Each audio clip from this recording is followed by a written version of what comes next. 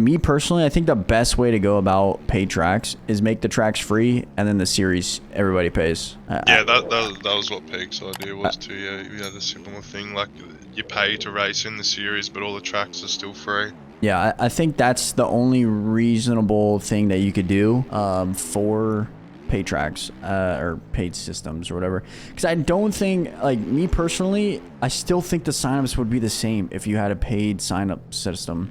Oh, 100%. I don't think it would be any different than what it is now. Like, and if you did it that way, you could have like a prize pool that's more, you know, more associated with the yeah, series. and more of an incentive for people want to actually go into the series to try to get a chance of, you know, getting that prize. And like you don't have to change, like say the track, you're gonna say $2 for the track, right? Okay, sign up is $2.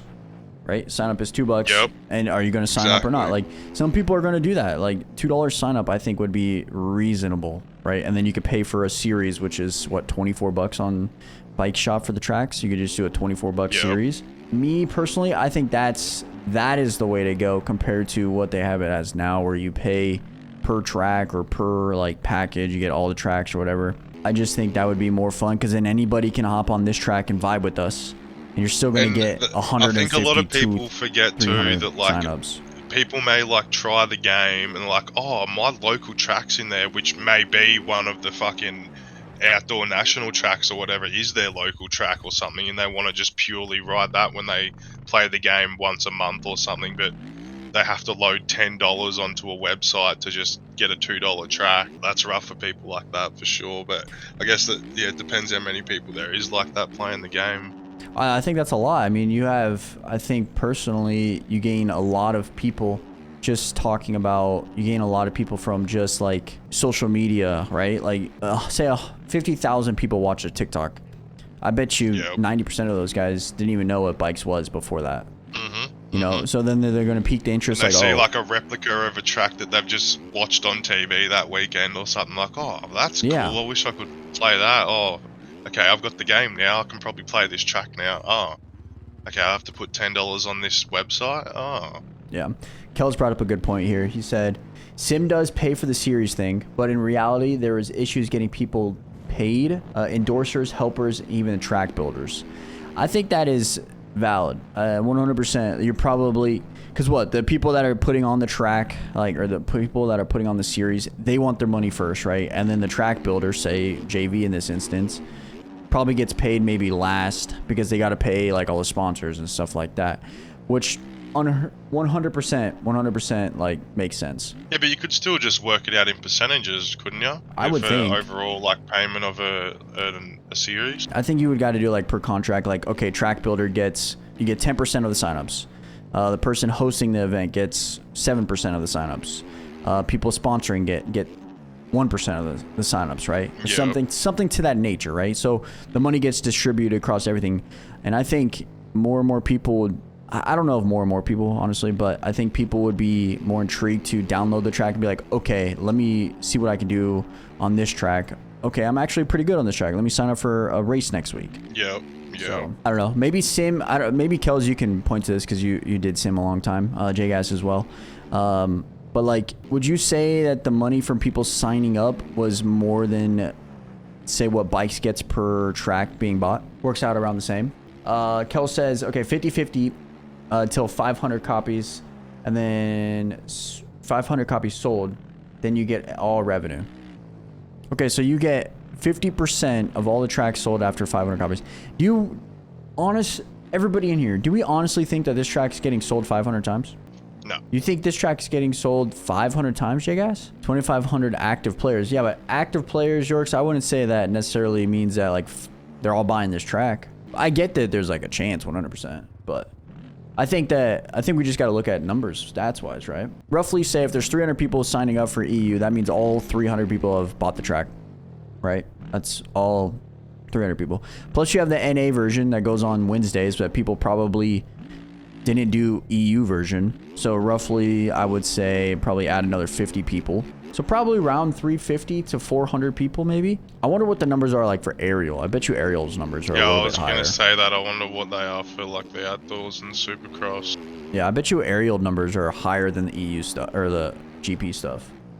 Those tracks are just infinitely more popular too, especially the outdoors ones like Yeah. Redbud and shit. Imagine the amount of people that bought Redbud. Oh, 100%. I bet you Redbud broke the number record, right? Because people wanted Yeah, that track. surely. 100%. And Jay, yeah, you have to account for that too. 100 people probably buy the track and that don't sign up. 100% valid. I think a couple of people tonight even did that, right? 100. I would maybe 100. You could probably just estimate it at 100, right? Wasn't there only like 80, 450 people that signed up? But he's saying people that don't sign up but bought the track. Oh. So just give him like a rough estimate, you know? Yeah, no, there will be a few of them, I reckon. Yeah, because he said he bought all Supercross tracks and haven't signed up once. So that's very valid. Very, very valid point. Well, it got Racer X airtime. I'm sure people bought this game just for that. 100%. But do you think all those people that bought the game, Kells, is going to buy all these tracks? Yeah, a lot of people too might buy the game and just think what the game comes with is it. Yeah, true. And then Kells probably not, to be honest. That's what I'm saying. I do think that people buy the tracks. And I think it's a good, I guess, a good base model, I guess you can say. I just wish that maybe that the series, the tracks that are built for series are not on the shop and you just pay for the series and then get the tracks for free. And you can still have the tracks go on the website, you know, for like compounds and stuff if you wanted. I think that might be a better play compared to having a full series on the shop. I'm sure a lot of people bought the game hoping that to play the SX tracks and then saw they didn't realize they had to buy them and separately, and like you said earlier. 100%. I bet you probably like thought they'll be able to ride like replicas of people's bikes that they see in videos or something, and they're like, oh, how do I do that? Yep, and then they refunded the game, one, because it's super hard, and two is, oh, I have to buy all the tracks. That's lame, and then got rid of it. Yeah, I think all the paid mods should go free after a certain amount of time. Tells that would be a play too. That'd be a play, like maybe say 6-8 months. Yeah, that sounds fair. You could probably even do it a bit shorter, maybe like, you know, a month after everyone's had access to the paid one or whatever, and then release it for free. Or just yeah, that's true. J-Gas, I think all the outdoor tracks should go free after the series ends. I mean, that might bring people back to those tracks, you know, and then be like, okay, I can't wait for the next series. I'm going to buy these tracks next year because I want to be a part of this when it comes out, you know? True.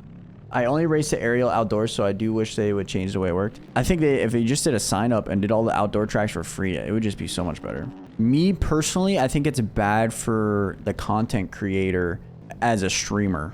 I think it's a bad thing for a content streamer. To bring in newer casual players, it's also harder for them to... Yeah. You know. As like, say someone for like me and Kazi, we stream on a daily basis, right? We normally stream with a lot of pros, right? So a lot of people have the track because they're trying to quali. But the casual gamer doesn't have the free tracks. And you can kind of see that the casual gamer plays Forest more than they probably would ever play these tracks. Well, it's even like this track you're doing right now. There's only like 10 or 9 people in there. Yeah. Because, yeah, it's only the people that have bought the track. Well, you said, Kells, is a valid point. Maybe the track should just go free after a certain time. That could be a play. Or make a series. I think after the series ends is a good one. Yeah. That could, like J-Gas, yeah, after the series ends. That could be a play. Excuse me, YouTube. Let me know what you guys think about it in the comments below. Love to hear what you guys' opinion on this topic. And yeah, let me know in the comments below.